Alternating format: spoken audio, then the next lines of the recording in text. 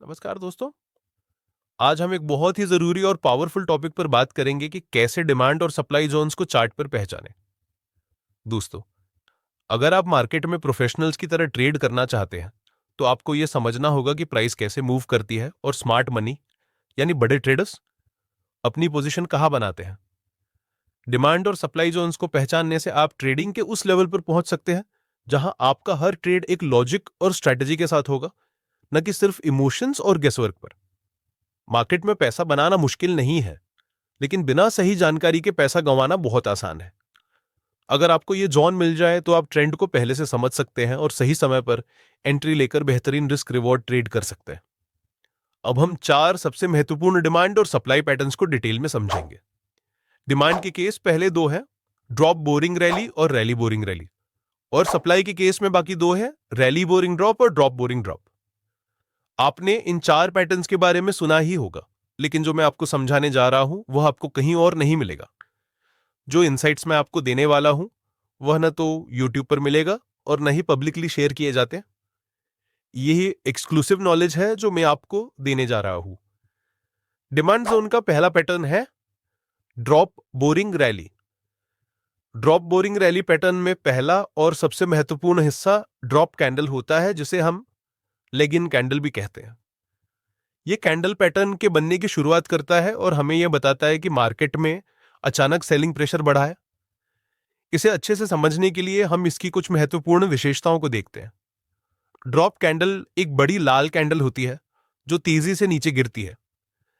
इसकी बॉडी लंबी होनी चाहिए और विक छोटी होनी चाहिए। इसमें कम वोलेटिलिटी के साथ एक स्ट्रांग मूवमेंट दिखना चाहिए।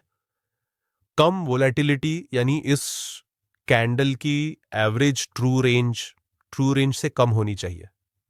यह एवरेज ट्रू रेंज और ट्रू रेंज क्या होता है, चलो इस बारे में कुछ बात करते हैं। आने वाली अगली वीडियो इस पर विस्तार से बात करेंगे।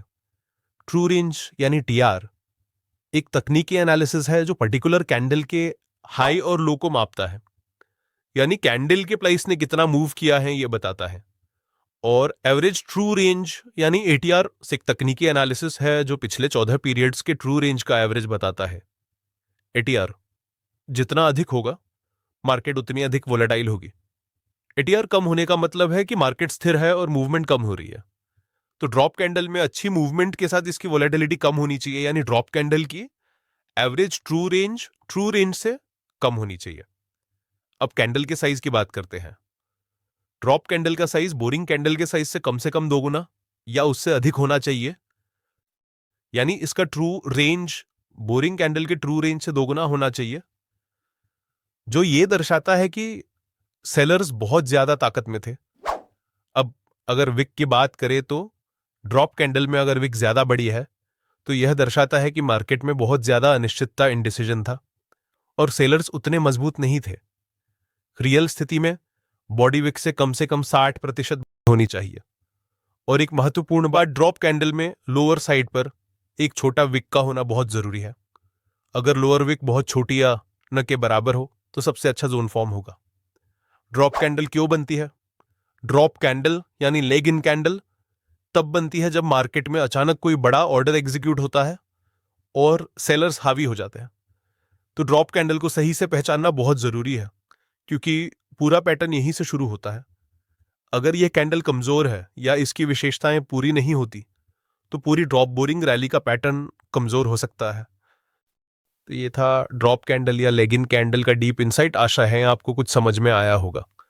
अगर समझ नहीं आया तो वीडियो को फिर से देखें, क्योंकि अभी बहुत कुछ आना बाकी है। ये तो अभी शुरुआत है। स्टॉक मार्केट रातों रात आमिर बनने का कोई शॉर्टकट नहीं है। इसमें मेहनत लगती है, इसमें समय लगता है। तो अगर आप वाकई में सीरियस हैं तो ही आगे बढ़े। विश्वास कीजिए, ये लाखों की नॉलेज है, एक एक्सक्लूसिव जानकारी है जो मैं आपको इस वीडियो में दे रहा हूं। इसलिए इसे ध्यान से समझे और पूरा देखें। अब अगली स्टेज पे बढ़ते हैं जहां हम बेस या बोरिंग कैंडल को समझेंगे। बोरिंग कैंडल, जब हम ड्रॉप बोरिंग रैली यानी डीबीआर पैटर्न की बात करते हैं तो बोरिंग कैंडल इसकी रीढ़ की हड्डी होती है। बेस कैंडल यानी बोरिंग कैंडल, इसे अनफिल्ड ऑर्डर कैंडल भी कहते हैं। यह कैंडल हमारे लिए डिमांड जोन को डिफाइन करती है और यह बताती है कि कहां पर बड़े खिलाड़ियों ने अपने बाय ऑर्डर्स प्लेस किए थे। बोरिंग कैंडल की पहचान कैसे करें?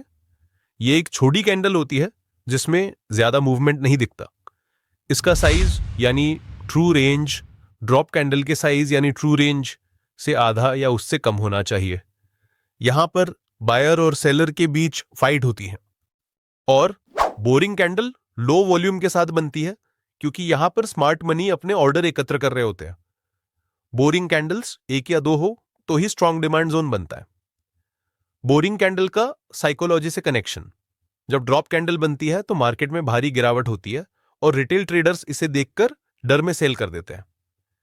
लेकिन इसी समय बड़े प्लेयर्स यानी इंस्टीट्यूशंस, बैंक्स, एफआईआईज अपनी बाइंग शुरू करते हैं। इसीलिए बोरिंग कैंडल बहुत कम वॉल्यूम के साथ बनती है क्योंकि यहां पर वे अपने लिमिट ऑर्डर प्लेस कर रहे होते हैं। ये एक हिडन डिमांड जोन बनाता है जिसे सिर्फ प्रोफेशनल ट्रेडर्स ही पकड़ पाते हैं।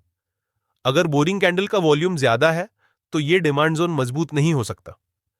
अगर वॉल्यूम कम है तो यह दर्शाता है कि स्मार्ट मनी चुपचाप खरीदारी कर रही है। बिग प्लेयर्स मार्केट में अचानक नहीं घुसते, वे लिमिट ऑर्डर्स प्लेस करते हैं और बोरिंग कैंडल वही जगह होती है जहां वे अपनी बाइंग कंप्लीट करते हैं। बोरिंग कैंडल के गलत पहचान से बचने के लिए कुछ नियम। अगर बोरिंग कैंडल की बॉडी बहुत बड़ी है तो ये एक बोरिंग नहीं बल्कि कंटिन्यूएशन पैटर्न हो सकता है। बोरिंग कैंडल का बॉडी साइज जितना छोटा हो उतना अच्छा और स्ट्रॉन्ग जोन बनता है। अगर बोरिंग कैंडल में बहुत ज्यादा विक है तो इसका मतलब वहां ज्यादा ट्रैपिंग हो सकती है। बोरिंग कैंडल ओपन और लेग इन कैंडल क्लोज के बीच गैप नहीं होना चाहिए। सबसे जरूरी बात, सबसे अच्छा डिमांड जोन वही होता है जहां बोरिंग कैंडल बॉडी छोटी और विक दोनों तरफ बराबर हो। तो बोरिंग कैंडल को सही से पहचानना बहुत जरूरी है। रैली कैंडल, अब तक हमने ड्रॉप कैंडल यानी लेग इन कैंडल और बोरिंग कैंडल को गहराई से समझ लिया है, लेकिन डिमांड जोन का असली खेल रैली कैंडल से शुरू होता है। यह असली खेल बदलने वाली कैंडल है। यही कैंडल हमें यह कंफर्मेशन देता है कि एक स्ट्रॉन्ग जोन बना है। रैली कैंडल की पहचान कैसे करें? रैली कैंडल को लेग आउट कैंडल भी कहते हैं। यह एक लंबी, मजबूत और एक तरफा मूव वाली बुलिश कैंडल होती है। इसकी बॉडी बड़ी होती है और विक बहुत कम होती है। और अगर विक हो तो नीचे की तरफ होनी चाहिए, ऊपर की तरफ नहीं। इसके अंदर बायर्स का कंट्रोल साफ दिखाई देता है। इसका साइज यानी true range leg in candle के मुकाबले कम से कम 2 से 4 गुना होना चाहिए। रैली कैंडल के बनने के समय वॉल्यूम में भारी उछाल देखा जाता है। अगर लगातार 3 रैली कैंडल्स बने तो यह स्ट्रॉन्ग डिमांड जोन की पुष्टि करता है। रैली कैंडल या लेग आउट कैंडल का साइकोलॉजी से गहरा कनेक्शन। जब बोरिंग कैंडल बन रही होती है तब इंस्टीट्यूशंस अपने लिमिट बाय ऑर्डर प्लेस कर रहे होते हैं। जब उनके सारे ऑर्डर ट्रिगर हो जाते हैं तो मार्केट तेजी से ऊपर भागता है। यही हमारी रैली कैंडल होती है। ये एक तरह से उन छोटे रिटेल ट्रेडर्स को चौंका देती है जो गिरते मार्केट में सेल कर रहे थे। बड़े प्लेयर्स इन सेलर्स से सस्ते में खरीदारी करते हैं और फिर मार्केट को ऊपर धकेलते हैं। रैली कैंडल और फेक रैली में अंतर कैसे करें? अगर रैली कैंडल की बॉडी छोटी है और वॉल्यूम कम है तो यह एक फेक रैली हो सकती है। अगर रैली कैंडल बहुत ज्यादा विक दिखा रही है तो हो सकता है कि यहां स्मार्ट मनी ट्रैपिंग कर रहा हो। अगर रैली कैंडल के बाद मार्केट बिना किसी रिट्रेसमेंट के भाग रहा है तो यह असली डिमांड जोन है। अगर रैली कैंडल बहुत ज्यादा लंबी है लेकिन वॉल्यूम बहुत ज्यादा नहीं है तो हो सकता है कि इसमें सिर्फ रिटेल ट्रैपिंग हो रही हो। अब सवाल आता है, डिमांड जोन काम कैसे करता है? हम कैसे इससे बेनिफिट उठा सकते हैं? कहां एंट्री करें, कहां एग्जिट करें, स्टॉप लॉस कहां लगाए? डिमांड जोन एक ऐसा प्राइस एरिया होता है जहां स्मार्ट मनी भारी मात्रा में बाय ऑन ऑर्डर लगाते हैं, जिससे कीमत तेजी से बढ़ जाती है। यह जोन तब बनता है जब डिमांड सप्लाई से अधिक होती है और यह एक मजबूत सपोर्ट एरिया की तरह काम करता है। लेकिन यह असल में काम कैसे करता है, आइए इसे स्टेप बाय स्टेप समझते हैं। बिग इंस्टीट्यूशंस छोटे ट्रेडर्स की तरह नहीं खरीदते। वे एक बार में बहुत बड़ी मात्रा में खरीदारी नहीं कर सकते क्योंकि इससे मार्केट में हलचल हो सकती है। इसलिए वे एक खास जोन में धीरे धीरे सेल ऑर्डर को अब्सॉर्ब करते हैं। इस दौरान मार्केट में छोटे छोटे कैंडल्स बनते हैं जिसे बेस कहा जाता है। वे अपने लिमिट ऑर्डर का उपयोग करके सेल ऑर्डर को अब्सॉर्ब करते हैं। जब उनके पास पर्याप्त खरीदारी हो जाती है तो वे मार्केट ऑर्डर का उपयोग करके कीमत को ऊपर धकेलते हैं। जब इंस्टीट्यूशंस की खरीदारी पूरी हो जाती है तो वे अपनी सेल ऑर्डर को हटा देते हैं और बड़े पैमाने पर खरीदारी शुरू कर देते हैं। इस समय मार्केट में कम सेलर्स होते हैं और बायर्स अधिक होते हैं। इससे डिमांड और सप्लाई में इंबैलेंस पैदा होता है और प्राइस तेजी से ऊपर बढ़ती है। ये तेजी से बढ़ती प्राइस ही डिमांड जोन को कंफर्म करती है। प्राइस पैदा हुए इंबैलेंस को बैलेंस करने वापस डिमांड जोन में आता है और लिक्विडिटी रिफिल होती है।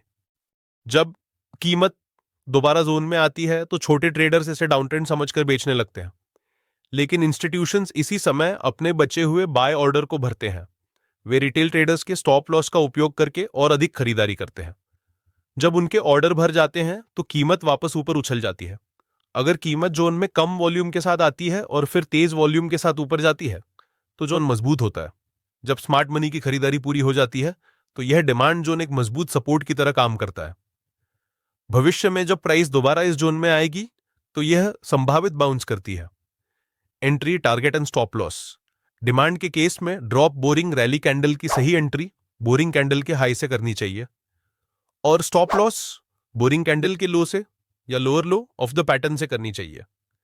Target minimum 1:5 risk reward ratio रखना चाहिए, या जहां तक रैली कैंडल की बॉडी क्लोज हो वहां तक टारगेट रखना चाहिए।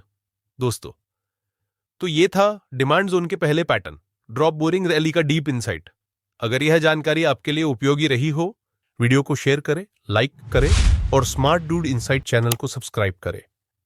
अगली वीडियो में हम डिमांड जोन के अगले पैटर्न्स, रैली बोरिंग रैली को डिटेल में समझेंगे और क्या टाइम फ्रेम यूज करें, किन स्टॉक को चुने, इस बारे में जानेंगे। तब तक के लिए स्मार्ट बनिए, सही ट्रेड करिए और खुद को लगातार बेहतर बनाते रहिए। मिलते हैं अगली वीडियो में। वीडियो देखने के लिए धन्यवाद। Happy trading.